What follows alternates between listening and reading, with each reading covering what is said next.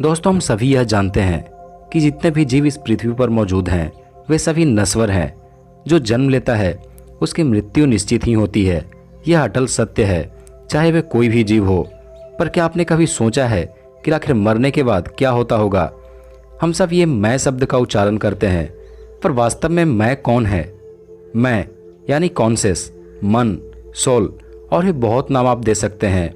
अक्सर हमने लोगों से या किस्से कहानियों में ये सुना होगा कि मरने के बाद आत्मा शरीर छोड़ जाती है, जिसकी वजह से हमारा बॉडी मूवमेंट करना बंद कर देता है, जिसे हम मौत की संज्ञा देते हैं। लेकिन ये जो आत्मा शरीर से निकलती है तो कहाँ जाती है? आखिर क्या क्या होता है आत्मा के साथ? तो आइए आज के वीडियो में आपको इन्हीं सारे सवालों का जवाब देता हूँ, जिसका वर्णन गरुड़ पुराण में किया गया है। वीडियो शुरू करने से पहले आपसे एक रिक्वेस्ट है कि अगर आपने अभी तक हमारे चैनल को सब्सक्राइब नहीं किया है तो जल्दी से कर लीजिए, ताकि ऐसे ही वीडियो आप तक लाता रहूं। तो चलिए वीडियो को स्टार्ट करते हैं।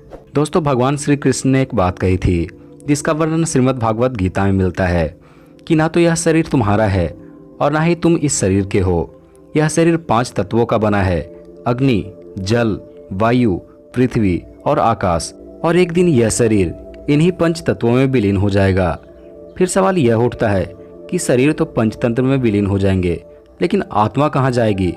तो दोस्तों, यही सवाल एक बार गरुड़ ने भगवान विष्णु से पूछा था।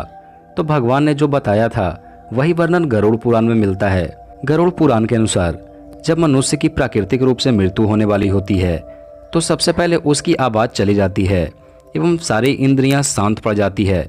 वह बोलना तो चाहता है पर बोल नहीं पाता। अंत समय में बोलने सुनने की शक्ति नष्ट हो जाती है। इंद्रियां शिथिल पड़ने के कारण मुंह से झाग आदि भी निकलने शुरू हो जाते हैं। उसी वक्त 2 यमदूत आते हैं, जिनका चेहरा अति भयावह होता है। नाखून बड़े बड़े होते हैं और अनेक प्रकार के अस्त्र शस्त्रों से सुसज्जित होते हैं। यमदूत को देखकर प्राणी भय से मलमूत्र का त्याग कर देता है। उसी वक्त शरीर से मात्र अंगूठे जितना बड़ा आत्मा शरीर से बाहर निकलती है, जिसे यमदूत पकड़ लेते हैं। उस वक्त वह आत्मा वापिस शरीर में जाने का बहुत चेष्टा करती है, परंतु विफल रह जाती है। फिर यमदूत उसे पकड़कर यमलोक ले जाते हैं। अगर आत्मा पापी प्रवृत्ति का होता है तो उसे रास्ते में घसीटते हुए यमदूत नरक में मिलने वाले दुखों के बारे में बताते हुए ले जाते हैं। यमदूत की बातों को सुनकर आत्मा जोर जोर से चीखता चिल्लाता है, परंतु यमदूतों को कोई प्रभाव नहीं पड़ता। उस वक्त उस आत्मा को अपने द्वारा किए गए सारे पाप कर्म याद आते हैं। आग की तरह गर्म हवा और गर्म बालू पर चलती वह आत्मा भूख और प्यास से तड़पता है। तब यमदूत उसके पीठ पर चाबुक मारते हुए घसीट कर ले जाते हैं। इस प्रकार यमदूत अंधकार वाले रास्ते से यमलोक ले जाते हैं। गरुड़ पुराण के अनुसार 99,000 योजन की दूरी यमदूत कुछ ही देर में तय कर लेते हैं। इसके बाद यमदूत उस जीवात्मा को सजा देते हैं। फिर यमराज की आज्ञा से वह आत्मा यमदूतों के साथ पुनः अपने घर आता है। घर आने के बाद वह आत्मा पुनः अपने शरीर में प्रवेश करने की चेष्टा करता है, परंतु यमदूतों के बंधन से मुक्त नहीं हो पाता और भूख प्यास के कारण रोता तड़पता रहता है।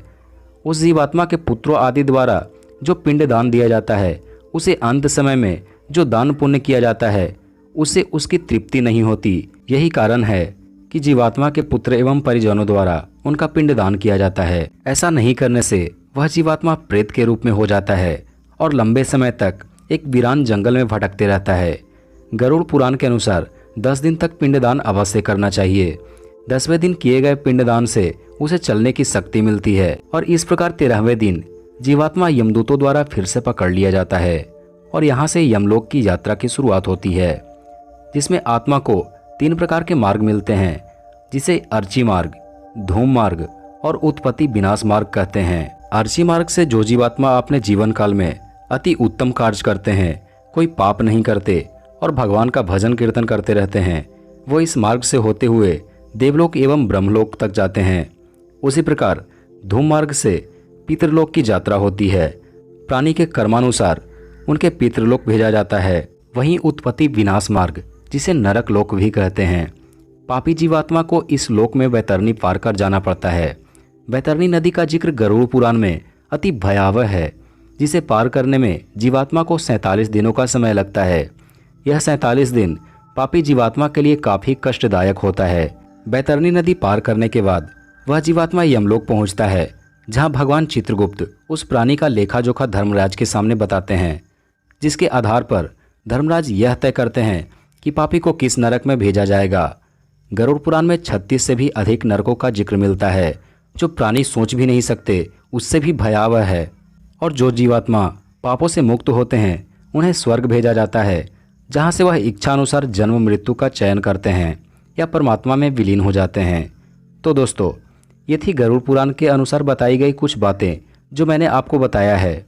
वीडियो कैसी लगी ये कमेंट बॉक्स में ज़रूर बताइएगा, और आगे भी ऐसे वीडियो के लिए चैनल को सब्सक्राइब कर बेल आइकन जरूर दबा लीजिएगा।